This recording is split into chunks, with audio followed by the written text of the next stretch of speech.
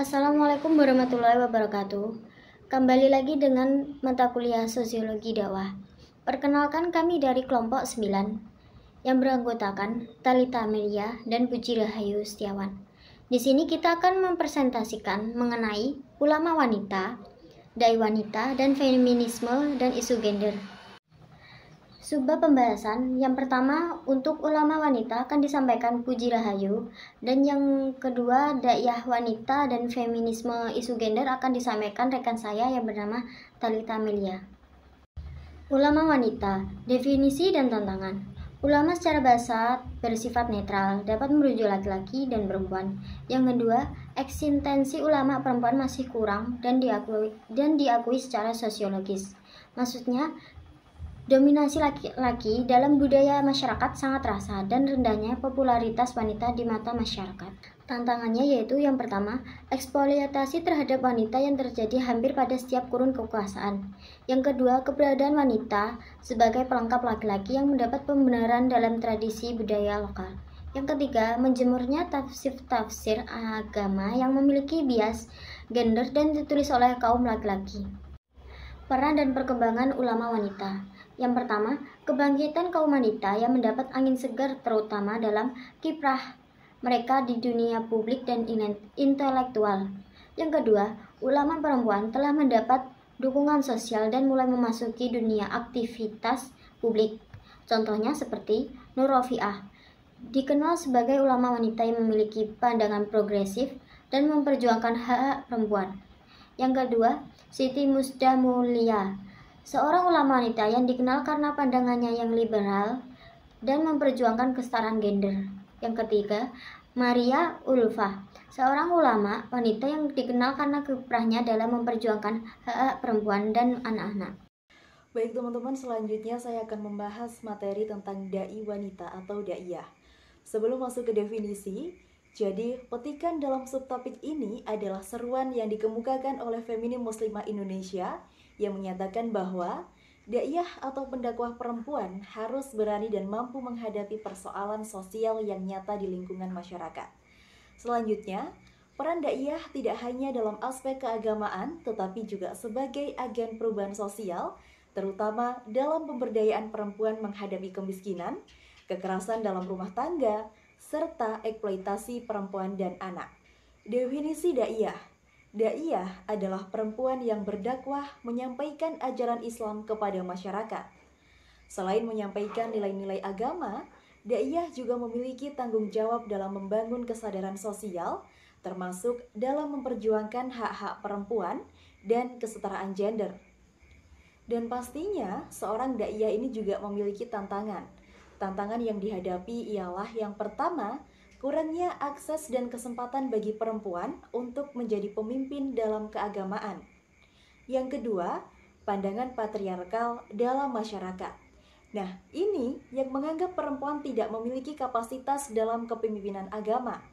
Yang ketiga, kapitalisasi media.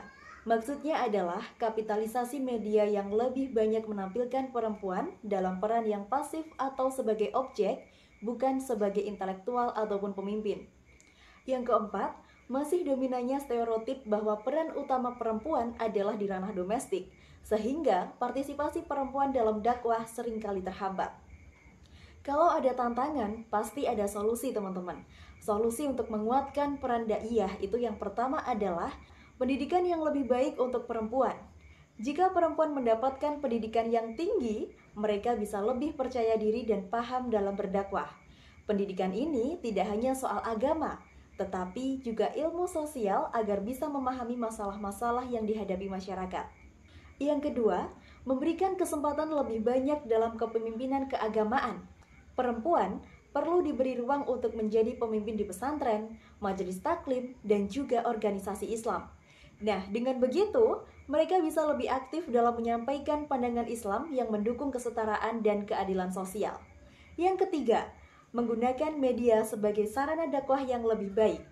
Media seperti televisi, radio, dan media sosial bisa menjadi alat yang efektif untuk menyampaikan dakwah perempuan. Jangan hanya menampilkan perempuan dari sisi kecantikannya saja, tetapi juga dari pemikirannya dan perannya dalam menyebarkan ilmu Islam. Yang keempat, meningkatkan kesadaran tentang kesetaraan gender dalam dakwah. Perempuan dan laki-laki harus punya kesempatan yang sama dalam menyebarkan ajaran Islam. Kajian dan penelitian berbasis gender bisa membantu menghilangkan anggapan bahwa dakwah hanya milik laki-laki.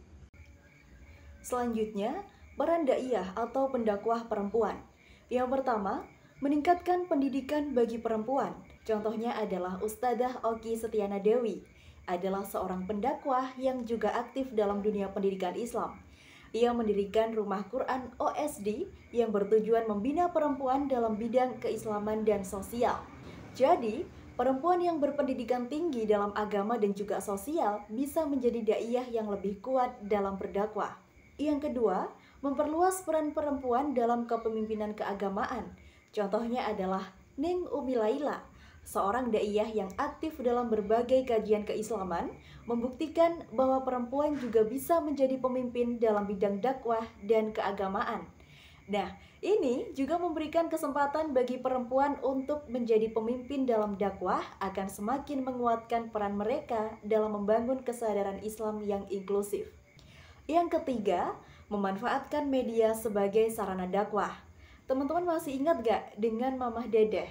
Nah, Mamah Dedeh ini memanfaatkan televisi sebagai sarana dakwah melalui programnya yang terkenal dengan gaya penyampaiannya yang santai namun tegas. Jadi, media juga bisa menjadi alat dakwah yang efektif, tetapi harus menampilkan perempuan tidak hanya dari segi estetika, tetapi juga dari sisi keilmuannya. Yang keempat, membangun kesadaran tentang kesetaraan gender dalam dakwah. Contohnya adalah Ustazah Halimah Alaidrus sering menyampaikan ceramah tentang peran perempuan dalam Islam dan menekankan bahwa perempuan juga bisa berperan besar dalam menyebarkan dakwah. Kesadaran bahwa perempuan juga bisa menjadi pendakwah hebat bisa membantu menghapus stigma bahwa dakwah hanya milik laki-laki.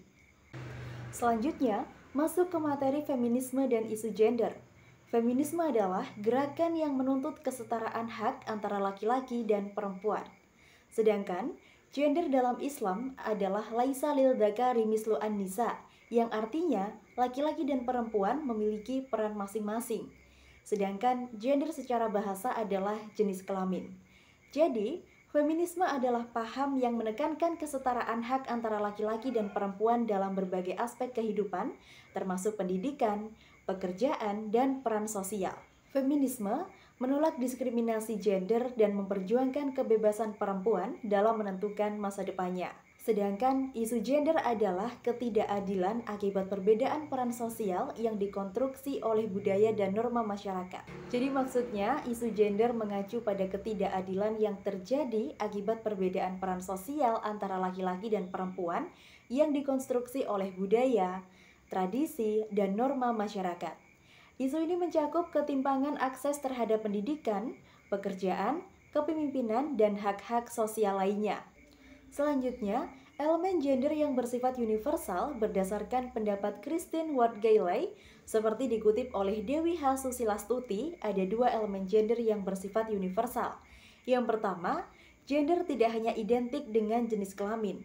Jadi teman-teman, gender bukan sekedar perbedaan biologis antara laki-laki dan perempuan ya, tetapi juga merupakan hasil dari pembentukan sosial dan budaya, yaitu bagaimana masyarakat membentuk peran, tanggung jawab, dan harapan terhadap keduanya. Perbedaan ini diskonstruksi secara sosial dan bisa berubah sesuai dengan perkembangan zaman. Yang kedua, peran gender berbeda di tiap masyarakat. Konsep gender ini tidak bersifat mutlak teman-teman, melainkan bergantung pada budaya, norma, dan nilai sosial di setiap masyarakat. Perbedaan dalam peran gender muncul karena pengaruh budaya, agama, dan tradisi yang berkembang dalam satu komunitas.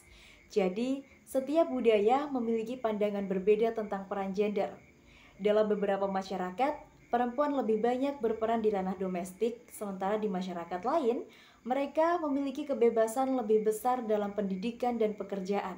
Faktornya seperti agama, tradisi, dan norma sosial mempengaruhi bagaimana peran gender terbentuk dan dijalankan. Selanjutnya, perubahan internal dalam diri wanita, seperti yang dilakukan oleh Kartini, berkaitan erat dengan feminisme dan isu gender karena mencerminkan perjuangan perempuan dalam memperoleh hak yang setara. Yang pertama, kesadaran pendidikan.